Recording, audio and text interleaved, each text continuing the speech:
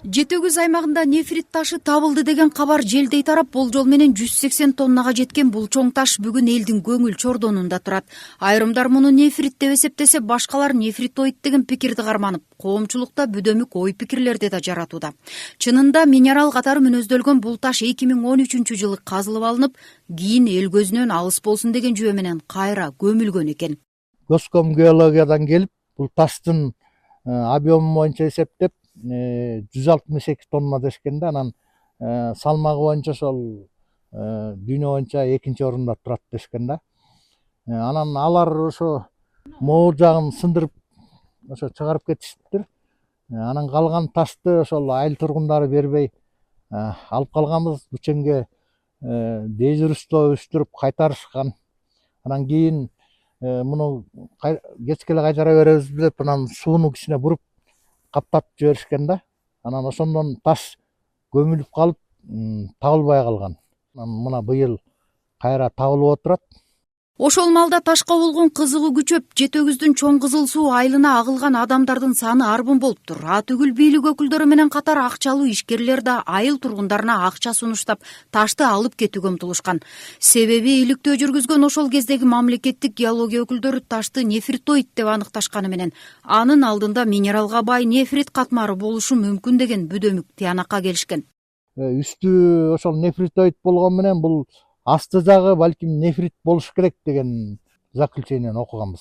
Эми баалуу болсо бул ташты деген бир дүйнөлүк рынокко чыгарса болот деп депутаттар да кеңешип атканын уккам да. Анан ошол керек болсо Ысык Көл областынын социалдык маселелери чечилсе болот деген ошол кездеги губернатор деле айтып аткан.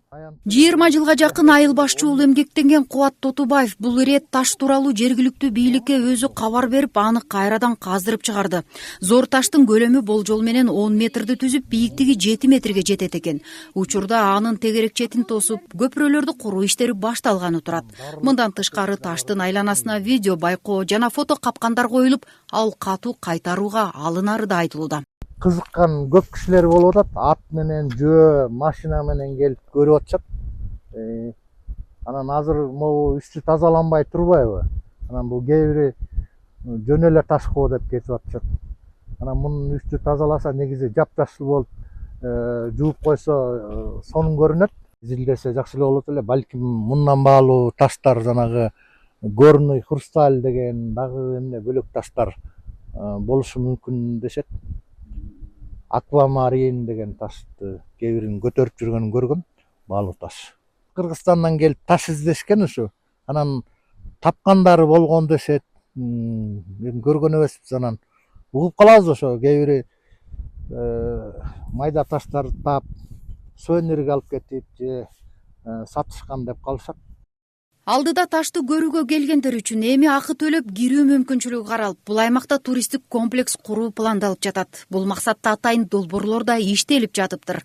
Жакынкы күндөрү болсо айыл тургундары туризмди өнүктүрүү ниетинде дал ушул чоң таштын жанында Ак эл 1 сат алышындагы этнофестивалды өткөрүүгө даярдык көрүүдө.